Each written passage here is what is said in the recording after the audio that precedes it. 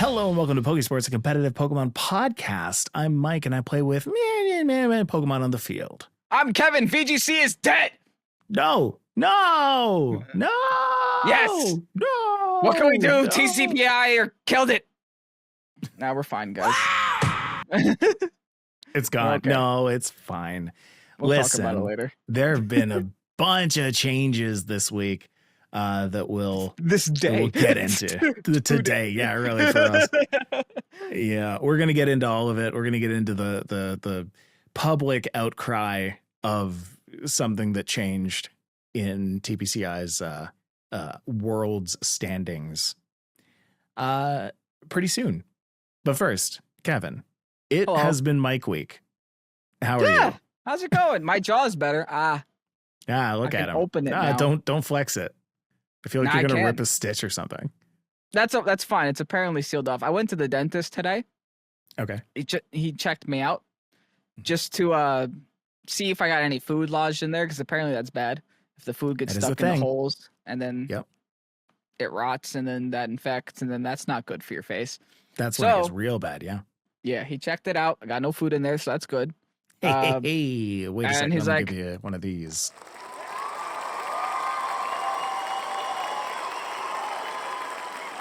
Cleaned out my closet, found this shirt. Yeah. Wore that today. Cheer for that one too. Cleaned out the closet. This is the world's longest applause. I Yeah. want to be somewhere one day in my life where I actually have applause this long. Yeah. Absolutely. Don't worry. There's still 15 seconds left. So quick, There's give me more. No way. Okay. Yep. Afterwards, he asked me, "Hey, would you like me to take the stitches out?" And I said, "Keep them in." Long overdue. Yeah. Good. Yeah, he said, He's like, keep them in. "Keep them in. They dissolve anyway." He said, Yeah. "Okay, well, you still might feel them in your gums because they're there." I'm like, "Oh, so that's what I'm feeling right now?" I'm like, "Okay." Oh. Yeah. They'll just be there for a bit and then they won't. And then that's They'll Great. disappear eventually. I'm gonna be in Toronto in a week. That's gonna be fun. yeah, buddy. Mike forgot. You mentioning that he said that on the preach, and I was like, oh yeah, that's next weekend. I've got to book a podcast studio. Uh-oh. It's okay. I don't think there are a ton of podcasters in Toronto. That's the studios are there. There might be a lot. No, That's a place nobody that has a podcasters podcast. do. Nobody Not a at single all. person. That's the fun thing about podcasting is not a single person has a podcast. Oh, okay. Mike's killed them all. It's only a matter of time. But yeah, Mike, how was your experience recording again? People loved that you came back. It was fun. And I can do it. And I know that I can do it. And I've been doing this every week with you. So like I know that I'm still comfortable behind the camera, and I know that, as long as I just kind of pick up the controller and play the game, I can commentate over that. How's Regulation G treating you? It's the first time it's seeing it hard. restricted in a long It's time. hard. I'm not used to playing with restricteds again. Like Sword and Shield, I did. It kind of reminded me a little bit of Sword and Shield. Yeah. Mhm. But like there's so many things that I completely forgot. Like you had mentioned on Discord on the first day, and I'm gonna scroll up to it. There it is. On the Quad Sire video. Game 1. How do I play this again? Oh wait, I guess I still got it. Game 2. Oh, Raging Bolt sucks, huh? And I'm like, yeah, well, I never did play with Raging Bolt. That's true. Then Game 3, you said, oh, so I just have to click win button with Kyogre, which hasn't changed. Yeah, no, that's the same thing. Yeah, you just click the win button. But I realized that like I never actually played with Raging Bolt. As fun as it seemed to me, I was like, I've never used it before. Oh, this stupid thing like- has priority? What the heck? Yeah. Why would they do that? This thing's like, wow, okay, so that can really kill you, huh? Until you miss every Draco Meteor that you try and use. I So- guess Kevin Luck is viral. It transfers It's over. It's an infection. Only for Draco Meteor. I believe in my entire couple of days in playing on the channel, I didn't hit a single one. But I would hit like Origin Pulse after Origin Pulse after Origin Pulse. I think there was a YouTube comment that said something along the lines of Mike just out here showing up hitting every origin pulse like it's not even hard, and Kevin out here can't hit a single one. Listen, dude, I don't know what to tell you. You just show up on the channel, disrespecting Kevin by hitting every single origin pulse. Yep. I have Kevin luck when it comes to Draco Meteor, and I guess it's Mike luck. I don't know when it comes to origin pulses. You just have to go at it with confidence. You have to go in and just be like, and hit it. Honestly, I've realized that the majority of things that I only miss when I say that they're. I swear to God, if this misses, or like, yeah, please, or I just give for it. You, it's the instant karma. Yeah, you have instant karma where you're like, oh, I lose the game if I miss this, and then of course you miss it because you've spoken it into reality. But for me, content. I don't think I even knew about Origin Pulse's chance to miss, so I didn't say anything. Oh, what's the accuracy? Probably 95 or something. I'll be fine. 80 is pretty strong, right? 80 accuracy. It's a hydro pump, but I guess it's fine. Yeah, it's a double hydro pump. But it was fun. You gave me some very interesting Pokemon to use. You made me realize that Conkeldurr is actually great, and I've totally forgotten about how great Conkeldurr is. I feel like a lot of people forget about that one. It's a fun guy. Little clown. You guy. can put a flame orb on it, or you can just not put an assault vest on that. You could just let them burn you. Yeah. Or just by virtue of having a Conkeldurr, maybe they don't burn you. And say, I don't want to activate his guts. Psych. Okay. Iron Fist. Boom. Exactly. Boom. Bye-bye. You had some pretty good Kevin impressions there. Bye-bye. The thing is, originally we weren't planning on Mike taking any time, but I thought I would be fine after 2 days. That didn't happen. After a week, today is exactly a week from when I had the surgery, I was able to speak for a long time. Yeah. I was able to record. Yeah. It takes a while. It's tough. And I mean, I'm not going to say I told you so. I was back to work in 2 days, which is probably not the greatest. That part. Yeah, no. I don't know if that was the best idea. I had bruises too. I was all yellow and green. But thankfully, my high school beard did a good job hiding most of it. But I was bruised up. It looked like someone punched me. Oh, no. Well, you did it. You got through it. And now it's all jazz, baby. Just like when you go to patreon.com/Pokésports. You go and watch all of the fun, serious content that we've got over there, including the Preach, our 15 to 20 minute banter talk that today got real anime heavy. Kevin went over a big list of all of the anime. And I said, is it good? Is it not? Have I seen it? Have I not? We got Michael Pinions. Michael Pinions. So that's patreon.com/Pokésports. Check it out. I think this podcast, and specifically the Peach, is just a never-ending battle between me and Mike to see Mike's side of the battle is he has to try to convince me to watch more anime, and my side of the battle is I'm convincing Mike to watch more wrestling. And that's very true. We're constantly just doing this, and we're not budging. Yeah. And the thing is, both of us are. We're always that's a good idea. We should go and do that, and then we don't. And the next week it's have you watched wrestling yet? And I'm like, no. Have you watched any anime? He's like, no. He had a moment where he watched a little bit of One Piece, and then where's that gone? I don't know. It's been 3 months. There's a lot of One Piece out there. You have to watch it if you want to get anywhere close. I finished Arlong. That's when I stopped. I stopped where the Netflix show stopped.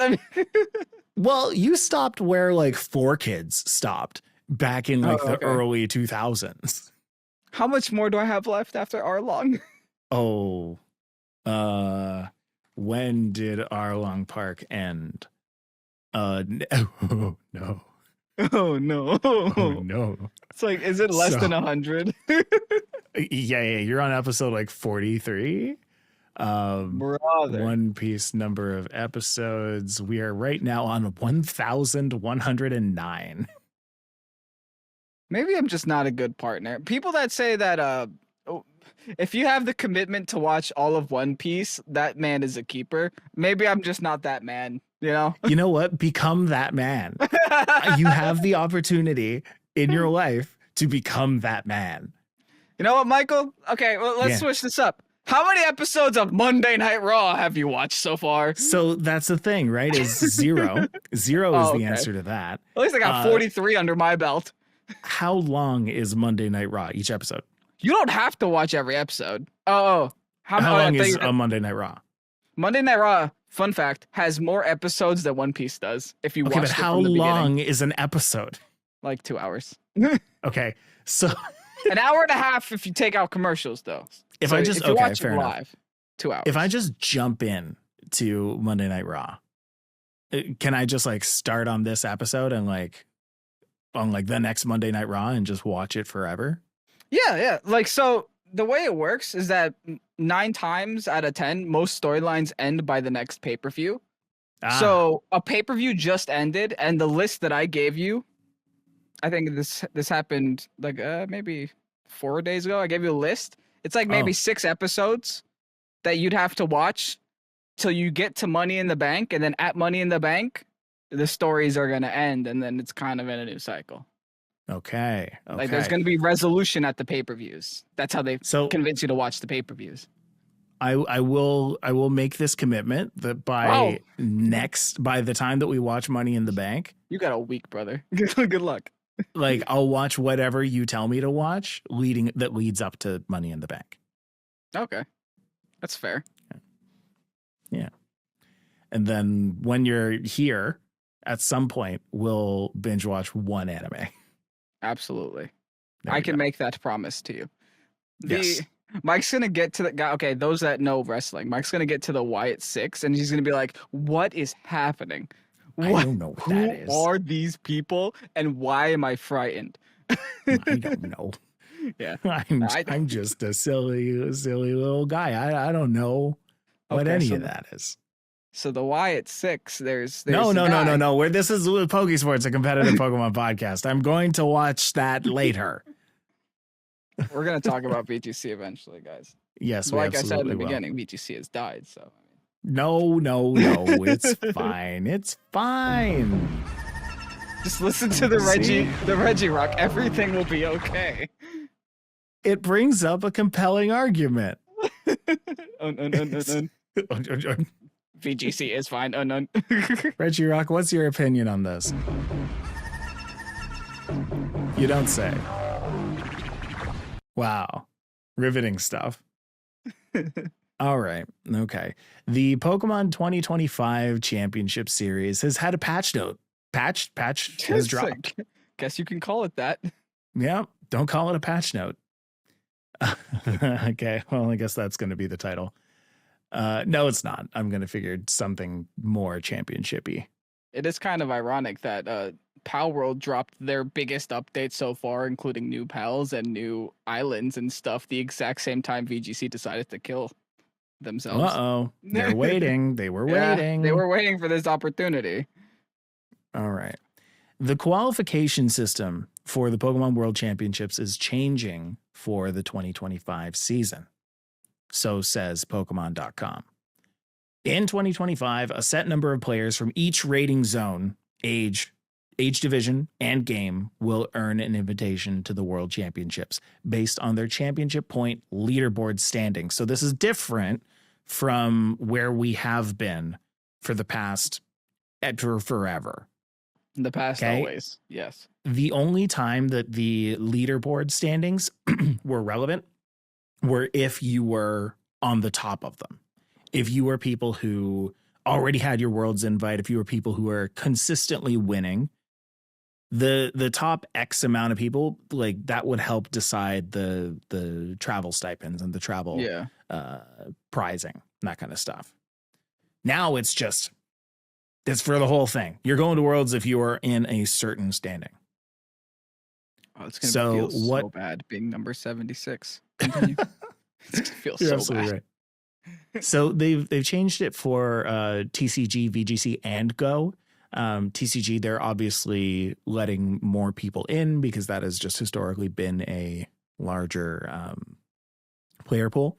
But for VGC and Go, US and Canada, only the top 75 masters can go to Worlds. In Europe, only the top 75 masters. Latin America, the top 50, and Oceania, the top 20.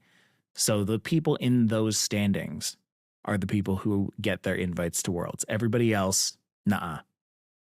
Yep. That means no CP cap anymore, right? So technically, right. If say nobody plays this game and someone only gets 100 CP, they would still be going to Worlds, assuming that they're still in the top 75. But right. yeah. Not like that'll happen. Like that will not happen. That's not going to happen. I'm just saying, that's if in they theory, there's no cap. Yeah. That, in theory, no cap. If they keep Scarlet and Violet alive for the next 20 years, that's what it's going to look like in year 19. Yeah. And then in year 20, they're like, maybe we shouldn't have Worlds anymore. We have like 4 people. And this is like the biggest change that people are complaining about. I'd have to say. Yeah. And then this is where I'm it's kind of a meme. I'm just kidding. VGC isn't dead. This is just minor inconvenience for the actual players that are playing. But I mean, it doesn't really make a difference to people like me that can't even make day 2. But at the same time, it's like, this is what people are complaining about because 75 isn't a lot of people. It's actually not that much at all, considering how many actually attend this thing and how many consider themselves, Worlds level people or players. See, but here's my problem is like, I am one of the people who I think realizes that we are cursed with the lack of knowledge or lack of transparency around the things that have been changed. Because like, I would like to know how many people from the US or Canada have been going to Worlds up until now. I want to know how many of the big pool of people in Worlds are from Europe, are from Latin America, are from Oceania. Like, is this actually not that big of a change, or are they just like defining the boxes a little bit more rigidly? Give Mike the demographics. Give me the demographics. Because if they came out and said, okay, by the way, here's some helpful information. This year, only 80 people from US and Canada are going to Worlds. Only 70 people from Europe are going to Worlds. Then I'd be like, okay, well, this isn't actually going to change much of anything. And it might not. Oh, well, I promise it's not that close. Yeah, this is really? Like, yeah, no, this year is the biggest pool of participants World has ever had. And that is just in terms of CP cap, because I think the current CP cap, if you exceed this amount of CP, you got your World's invite. There's so many people above that number that it's almost ridiculous. Okay. I think I don't want to scream a false number out, but I do know this is the biggest World's number that we've had so far. I am 100% going to be looking so closely at how many competitors there are in this World Championship. Yeah, not everyone that qualifies goes, so that there's also that as the case. Yeah, that is true too. But for the people who don't fully understand or who don't follow the World circuit that closely, what we're talking about are championship points, which are the way that Pokemon decided who would go to Worlds in wherever they have their Worlds. In the given year. This year, it's Hawaii. Previously, you would have to do regionals or international championships, which would award championship points or which would award Worlds invites. But you also had things called mid-season showdowns. You also had what's the other one that I'm forgetting right now? Challenges. Premier challenges. Thank you. Where you could earn championship points as well, albeit a lot less. Or you could go to locals, which do locals that currently? Is premier challenges. Yeah, that is premier challenges. Yeah, locals are premier challenges. Yeah. So that is how you would earn your championship points. They're scrapping that system. They're instead still giving you championship points, but putting you on a leaderboard based on how many championship points you have. So in terms of how many championship points you get, that has been majorly overhauled as well. Kind of a series of buffs and nerfs here. Yeah, right? It's both because they buff Well, for the Premier Challenges and MSSs, they kind of just nerfed it everywhere, right? Yeah. They got us. We should start off by saying they changed the name. Fancy. Mm-hmm. Premier Challenges are now going to be called League Challenges, and MSSs are now going to be called League Cups. And it looks like League Challenges got their CP cut in half from what Premier Challenges once was. So locals, you're going to get a lot less points by winning a local than you were before. And then League Cups are about the same as MSSs once were in terms of like CP and stuff. And keep in mind, a lot of regionals do host both Premier Challenges, or excuse me, it's going to take me a while to get used to it. League Challenges and League Cups on like day 2 of the regionals or day 1 of the regionals. Now, on top of that, you only are allowed 4 of each to be included in your total CP number. So that means you can't just sit there and grind locals the whole year and eventually, you know, get top 75 in your country. You are capped out at 4 for each of those. So you can only do the top 4 results of your League Cups and the top 4 results of your League Challenges will be counted towards your total CP number. Okay. So for a League Challenge, did you already talk about the amount of championship points you get for each of these? Yeah. League Challenges were cut in half from Premier Challenges. So first place would be about 15. Second place would be 12, and then third and fourth would be 10, and it just goes down from there. It goes down from there. Yeah, and then for League Cups, first place gets 50, second place gets 40, third and fourth place gets 32. And then for regionals and internationals, the amount of championship points that you get from that has been increased significantly. Yeah, that's actually a pretty decent buff here.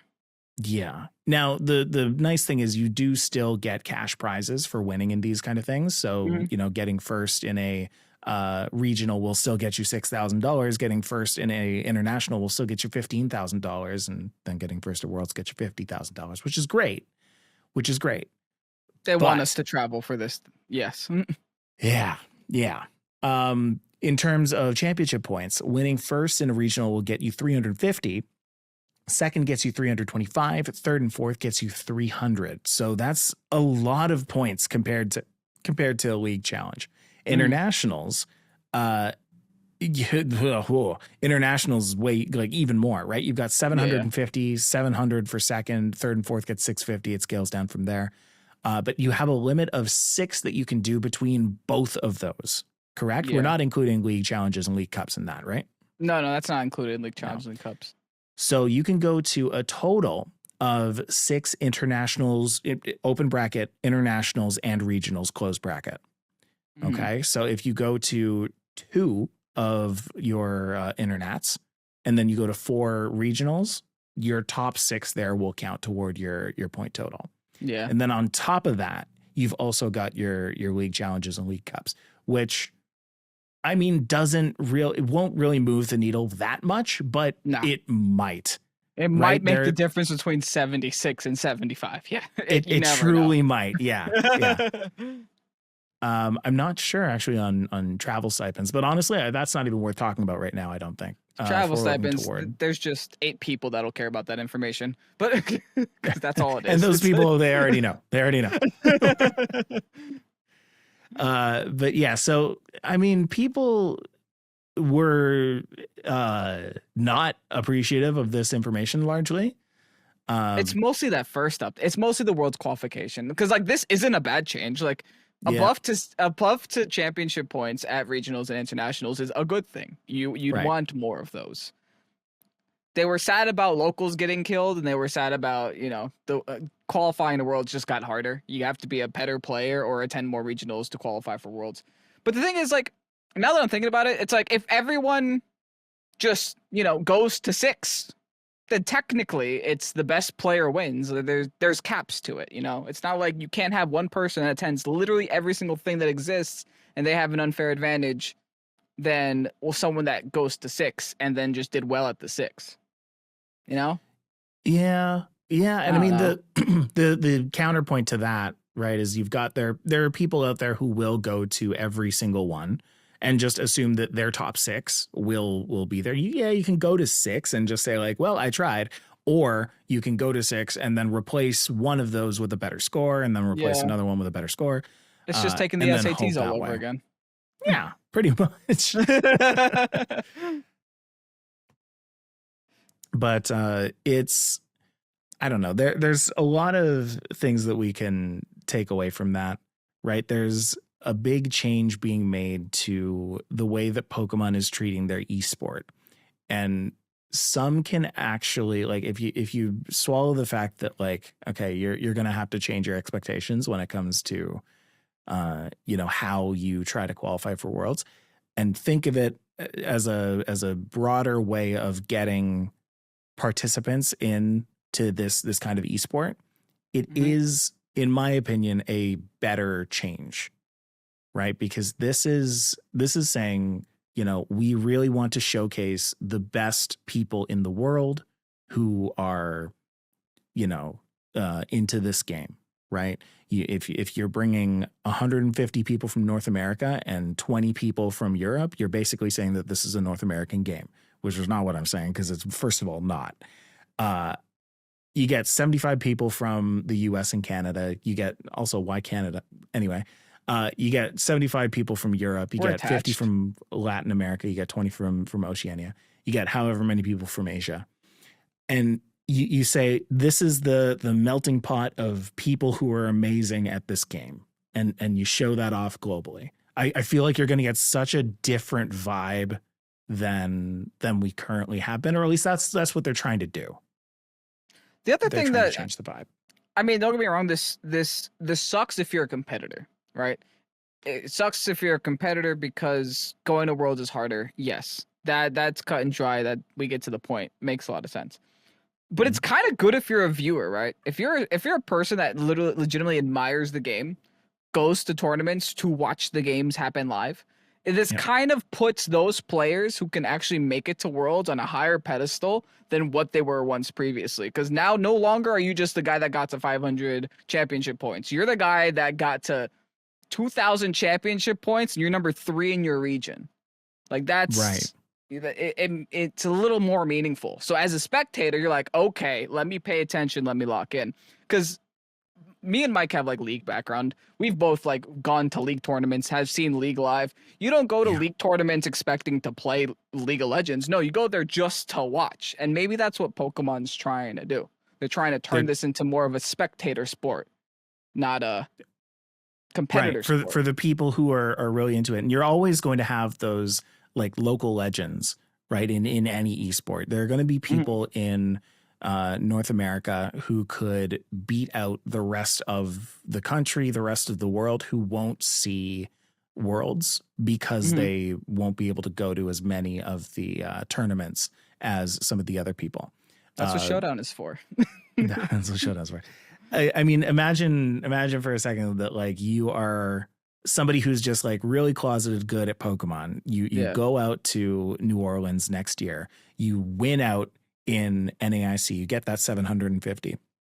But that is the only trip that you could have afforded to make that year. Imagine not making it to Worlds. Wow. Yeah. And then you don't make it to Worlds because you only have 750. Meanwhile, there's one person who is able to top cut in 3 different regionals, and they get into Worlds over you because they have that 900. They're looking for the people who will interact with their ecosystem, unfortunately, and like go to the various places that they have all around the country. Well, now, how many times does that actually happen where like the person who comes in first at NAIC is unable to go to the rest of them? Not very often. I'm sure if you look at the top 8, that like even at the top 8, like all of those people, I believe, and I could be wrong about this, and I would actually be very interested to see it if I'm wrong about this, if any of those people actually don't go to anything else, because I feel like you get better at this by going to all of these different things. Yeah. The thing that's interesting here too is when it comes to like, if we take a step back, and we can understand why Pokemon wants to do it this way, because they are enticing players that want to take this seriously to go to like a minimum of 6 events a year, which of course, more money in their pocket, fine, but also more money in the city's pocket that they signed contracts with. They got more people to Yeah. travel for these cities, more people to come to these places.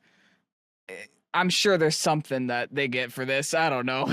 Well, we've been talking about this for the past couple of weeks, couple of regionals, couple of nationals, where it is very widely known, I think, that Pokemon has these conversations with the like destination groups of these cities. The travel commission. Travel committees, yeah. Exactly. And gets people in there and gets people interacting with the economy of the area. Helping the towns and the cities and whatnot. That is a thing that happens in events. Yeah. And Pokemon is, this limit of 6 is, on the one hand, can be kind of limiting to people and say like only go to 6 and then you're done. But it could also be like a kind of encouraging kind the gambling element of it, where it's like, oh, okay, I did my 6, but I just want to fix this one low championship point earning session. So like, let's go to another one and try and win out, and then you don't, and then you go to another one, and then you don't, and then you go to another one, and like, it's tough. And then you get 76th. Right. It's a very tragic scenario for specifically person number 76. Kevin has all the feelings for U.S. competitor number 76. You're a true soldier. Soldier 76 is not. Yeah. Poor guy. Oh, that's going to be my new showdown ult. Soldier 76. Competitor 76 never saw it coming.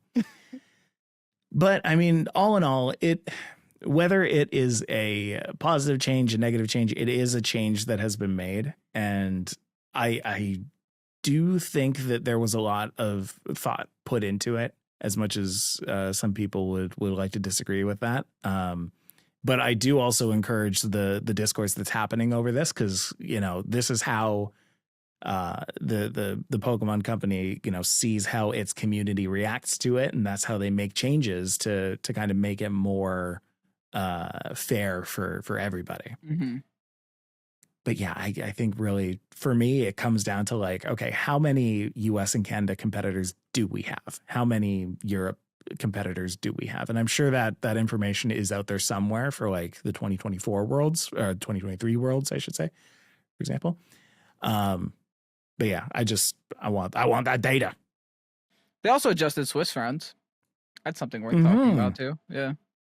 So yeah, I'm only going to be referencing 513 to 1,024 players. That's pretty much where our average is.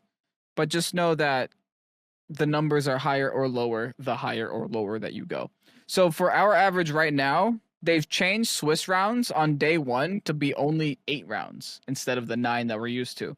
So what this means is essentially the way math works, that everybody that goes 6-2, because you can't tie in VGC, everyone that goes 6-2 or more on day 1 makes it to day 2. There's going to be some 5-3s that squeak in, but you have to get, it depends on the amount of players you have. It depends on where your resistance is, et cetera, et cetera. But to guarantee it, it's 6-2. And then on day 2, there's only going to be 3 Swiss rounds, opposed to the 5 that we were doing before. Mm-hmm. So less games of VGC. 6-2. I've gone 6-3 and lost in the last round. So technically, I could make day 2 now. You've done it. You've gone 6-2 and then lost one. Yep. I've gone 6-2 and then lost one. Like, congratulations, Michael. You are a day 2 competitor. Oh, wow. Thanks, man. You now have to play 3 more rounds of Swiss. Have fun. And so I did find this interesting last week when we were talking about the competitor information for this year's Worlds. They have already made that change. We're only doing 8 rounds of Swiss this year for up to 2048 competitors, or 2048 checked-in players, which very certain that we're not going to hit. I'm pretty confident that we're are you talking about Masters right now? Yeah. Oh, okay. Okay. Yeah. Checked in players 257 to 512 and 513 to 1024 and 1025 to 2048. Day 1 only has 8 Swiss rounds. And then Okay. day 2 up until 512, that's 2 Swiss rounds on day 2. 513 to 1024, 3 Swiss rounds on day 3. And 1025 to 2048, that's 4 Swiss rounds on day 2. We're never hitting that number anytime soon. That's a big number. I would be really hard pressed to see us past 1024. Not this generation. Maybe next one. Yeah. But still, like, either way, we're only having 8 rounds of Swiss. They're already making that change this year. So, like, clearly they've been thinking about this for a while. Or 9 rounds is at too least long, for the past 2 weeks. Yeah. I don't know. 9 It's rounds was hard. too much. It's always been too much. You remember Orlando the first time? It was 10 rounds, and that was like, oh my god, take me home. I was Give me a body exhausted. I was went- exhausted. And you know what? I do think that Orlando was the last one. That was the reason for that change. I think the best that I've done. I went 7-3 that one. Yeah. I remember doing I think that was the one. Yeah. Where like I was almost 7-3 and then I ended up 6-4. 6-4. Yeah. You played violence. I got really down to myself. Yeah. That was violence. Yeah. Yeah. I was very happy about my team that time. That's why it's so memorable for me. But like I was 6-3 going into my last battle, and I was like so excited to maybe get 7-3, not necessarily get day 2. I think I don't remember. There was no day 2 at the time. Right? Yeah, that was the last regional before there was day 2. That was the reason there was day 2. Yeah. But then when I got 6-4, I was like, oh man, okay, fine. Anyway, the thing I wanted to say about this is like, I think this does encourage more people to be spectators in this. Yeah. This encourages people to stop considering all these events as like, you know, I'm going to try for my day 2. I'm going to try for my worlds if you aren't fully committed to it. And say what you want about esports, spectators are what keeps them alive. Ain't no Absolutely. one gonna watch. No one. Look at Pokken, for example. You got 32 people watching a YouTube stream. Yeah, what happened? It died. Like, you need spectators. You need engagement. If this will be better for, you gotta build competitors the same way that like you build. I know there's a lot of wrestling adjacents here, but you build competitors the same way you build wrestlers. You're not gonna put like little Timmy from Nebraska. middle of nowhere. Little Timmy that just got 12 crits in a row and somehow made it to Worlds above like your Wolf Glick. You won't do it. You're gonna put Wolf Glick on the poster. You're not gonna put little Timmy. Oh, that just makes sense. Hey, sorry, Timmy. Why you gotta say all this about little Timmy? Sorry, Timmy. What did he do to you? He crit me 12 times. He brought GU into my NAIC team. Kevin's elementary school bully was probably named Timmy. And Timmy and Tom both. Yes, something against Timmys and Toms. But yeah, I mean, you can see it in their broadcast. You can see it in their like exhibitions where they're putting a lot more effort into that side of things. And that is what they need to do to develop it as an esport. They need to make it more visually appealing. They need to put more things in there for people to do and people to see kind of on the side. So that, you know, the esports experience of watching somebody play Pokemon isn't just go in, see people play, go out, or go in, play by yourself, go out. Like I'm going to do... sorry. I cut your thought off. No, you got it. Yep. I'm going to open your third eye a little bit. There's also a rumor going around, but I don't know if this rumor is credible, but I'm going to mention it anyway on the podcast, that Pokemon is doing away with third parties for regionals, and they're running all regionals on their own, which could explain this change as well. And also, yes, and it includes, okay, if Pokemon's hosting these things, production values going through the roof, right? It's not just a third-party host anymore.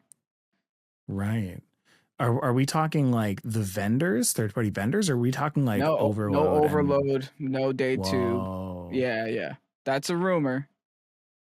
Yeah. Believe it if you want. Totally a rumor. I'm going to be really interested to see how that goes. If they can make regionals the similar viewing experience to a nationals, yeah, okay, I get it. I see what's happening here. They're trying to esport their esport. Totally. And I mean, they've leaned very hard into their content creators, and the reason why we can be so kind of open and honest about the pros and cons about this is that we are not paid by Pokemon to do this podcast or anything that we do. We are not a #expense paid, which, you know, I say a little salty, but it's okay. It's fine. It's okay. It's fine. Okay, it just hurts me where it hurts. Yeah. The wallet. Nothing feels worse than my mouth right now, so it's fine. My heart. That's fair. It. Yeah. Yeah. I got my wisdom teeth out, so I didn't have to feel the pain. But anyway, I mean, hey, even for the people who are brought on by Pokemon to do these things, like, they are brought on because they do a lot of good work that mirrors a lot of the Pokemon values, and that's amazing for them, and I'm very happy for them. And some great people who we know are a part of that group. So it's interesting to see Pokemon like go down this route, because that is kind of what you need to do in order to, you know, boost your brand, in order to boost your presence online. Yeah. You know, it's good. It is a good thing. All right. Anyway, last week in the Binacle debacle, I went and asked the question, what's on your mind? I just wanted to know. You know, everyone's always saying, you know, why are they making these changes to the Pokemon championships? But they're never saying, how are you? So that's what I did. I said, what's on your mind? And people like Evangeline said Pokemon Horizons. Have you been watching still? No, I haven't. Just because I haven't. That one? Well, yes, I've fallen off because I was watching it on some sketchy website online because it wasn't available in the US yet. So after a while, it gets hard to keep up with those. But now I think it's on Netflix now. Is it on Netflix finally? Yeah, I probably should watch it. Maybe I should have watched it when I was at home for 3 days. What did you do? I watched Odd Taxi instead. Oh, what an interesting one for you to watch. I literally looked up on Google. I was like, animes that I can binge that are finished, and someone on Reddit recommended Odd Taxi. Yeah. So I got there. I did like it a lot. I like the way it ended. I like that there's still room for a sequel, but there isn't one yet. Josh asked, is Kevin still watching One Piece? Which we've already gone over. So I guess you got your answer. You got your answer there, Josh. Good job. Is Mike watching wrestling? Nobody asks that. Andrew says, when Bidoof video? Is Bidoof's not in the game, bro? Is Bidoof in the game? Yeah, it's not in the game. I gotta play what I'm given, man. I think we have to wait for Pokemon Za. Yeah, maybe. Is Bidoof in the game? I can look it up, I guess. I'll get back to you on that one. Let's see. Oh, that's nice. Tinnitus is magnets. How did they work? But seriously, just wanted to let you know, you guys are in my rotation of won't miss content, and I do my best to keep up with YouTube as well. Keep doing what you do. Thank you. Bidoof is not in the game. Cool. Bidoof isn't there. Yeah, that's some big learnings you could take away from this. Mewtwo and Ultura says, I want more science-based Pokemon. And you know what? I'm down. Mewtwo and Ultura went and created the science, not element, but science type. And I'm down to see more science Pokemon. Can't wait to play Pokemon or Chemical. Muck. Chemical or animal. Should we bring that one up? Let's bring that one up. Okay. So there was a guy on Twitter, Club7. It says, Sudowoodo, rock, plant, or animal. Took my rock, took my plant, took the animal, mushed them all together, and was like, all right, Sudowoodo. What do you think? Honestly, do you think Sudowoodo bleeds? I think it leaks water, right? It bleeds water, so not animal? But definitely don't know if rock or plant. That I think I think Pseudo-Udo breaks apart. Dissolves? I think it doesn't have, I think it doesn't bleed. I think it doesn't what if have it's just water dirt? inside it. Yeah. It's what if it just crumbles?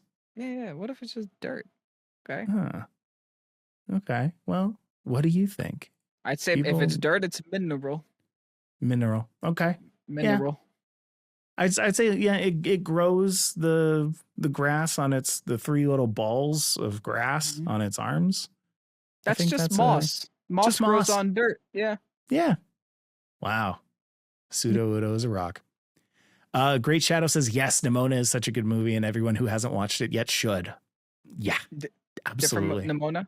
Oh, yes, we went over this. Yeah, it's on Netflix. NIMONA. Go and watch it. It's great. Elijah says, I'm playing Unite and it's fun. Yeah. Okay. I've been playing a lot more Unite recently and it is, it feels more balanced than it was. Yeah. They're about to do like some major overhaul in and when that happens, I am there. I think July 27th is when it's like the 3rd year of the game being out or something. It's not season. What do they call it? I don't know. It's the Ho-Oh's coming. I don't know. Oh, watch out. Spooky. Okay, here's a good one. Luke says, how do you guys explain to coworkers what VGC is? I'm a teacher in Australia, and I had to explain why I needed a day off to go to Melbourne Regionals. It's different to explain the sheer complexity. I had this exact situation with one of the podcasters I produce a podcast for. We were sitting there getting ready to do their thing.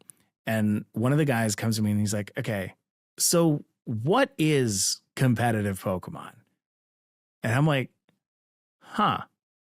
So how would you explain VGC to a coworker? Have you had to? I have, because every time I say that I play Pokemon competitively, they just assume I'm playing Pokemon Go because I guess that's the one that's that's widely known by the casual audience of Pokemon. Okay. But it's literally chess with 1,000 pieces that each have 4 moves that each piece can use. Yeah. And you can only play 2 of them at a time. And I mean, I think that's the 4. Yeah, that's the honest answer. And I think that's the way to like scare people away from not asking you about it again. The way that I went and explained it, because I was tempted to do the same thing where I just go at the angle of like, it's the most complicated thing that you've ever seen. Is like, first of all, I asked, like, have you played Pokemon? And he was like, yeah, I played red, blue, whatever. Like most people have. Yeah. And I'm like, okay, so you know you have your 6 Pokemon, right? And he's like, yeah. I'm like, okay, so this is 2 Pokemon versus 2 Pokemon, except you bring in 4 of the 6. Yeah. And he was like, wait, what? Why are we doing this? Okay. you have your 6 Pokemon. Of that 6 Pokemon, you take 4 of them into actual battle. And you go 2 versus 2. It's the same thing where they have the 4 moves. There's a bunch of other moves that, help your Pokemon, that hurt other Pokemon, that heal your Pokemon, whatever. It's the big rock, paper, scissors of Pokemon. And whoever wins 2 out of the 3, they win. And he's like, okay, that sounds super complicated. And I'm like, yeah, there's no good way of really explaining it, but I don't know. Yeah. My friend Tyler is currently trying to learn how to play VGC with his friend Holden. So they're just going through it with like questions that they're asking, like, where does Tatsugiri go? Why can't I target that spot? Tatsugiri goes inside. You know what it is? The whale. They play on Showdown, and on Showdown, Tatsugiri stays on the field. So to them, it's like Tatsugiri's still there, and I can't hit it. What's happening? Because they don't play on the game. On the game, it very clearly goes in its mouth, but yeah, not on Showdown. I just it's so easy to just be like Tatsugiri, Dondozo. Mouth. Let's see. Hoodly doodly says generally cerebrospinal fluid, which, by the way, to remind you, if you're just joining us now, the question is, what's on your mind? But every once in a while, the underside of my skull, if I get jostled around enough. Oh no. Someone go hug Hoodly Doodly, please. Oh, poor Needs guy. a hug. CJ says, why do most gimmicks only last one generation? Well, I think the honest answer is because they're gimmicks and they want people to buy their game. The game has to evolve. The game has Mega's to lasted change. too. Mega's lasted too. You gave me big like John Malkovich energy in that one there. The gimmicks are there because they must change and evolve, and when they don't, the people get mad. Yes. But also, John Malkovich is correct. Yes. That's true. Okay, let's see. Wow, really? Hannah says, hi, I've been listening for a little bit now because I want to get into VGC. Are there any tips you have for getting started? I've been playing Pokemon since I was 4. I'm almost 16, but VGC is so different. It is. And that's a issue that we've been talking about for a bit. Is just it's a very big departure from I think what people learn while they play the game. Mm-hmm. You know, I think the biggest way to get into VGC and the way that the Pokemon Company, as we've been talking about, is trying to get people into VGC is by watching people play VGC. Watch what like the most common things. Yeah, watch what the most common things that people do are. Watch, content creators. There's a lot of stuff out there where you can just kind of like soak up the experience that people have kind of created for themselves. Mm-hmm. I would say use rental codes, but maybe not any of the ones I'm doing right now. But once new regulation starts, you can use those rental codes, the older rental code. Yeah. Let's see. David says, this episode just reminded me of how much of a nerd I am. Binacle and Barbaracle are actually clusters of barnacles, wow, I can't say my L's today. Entirely animal. I'm the one that lost teeth, not you. Oops.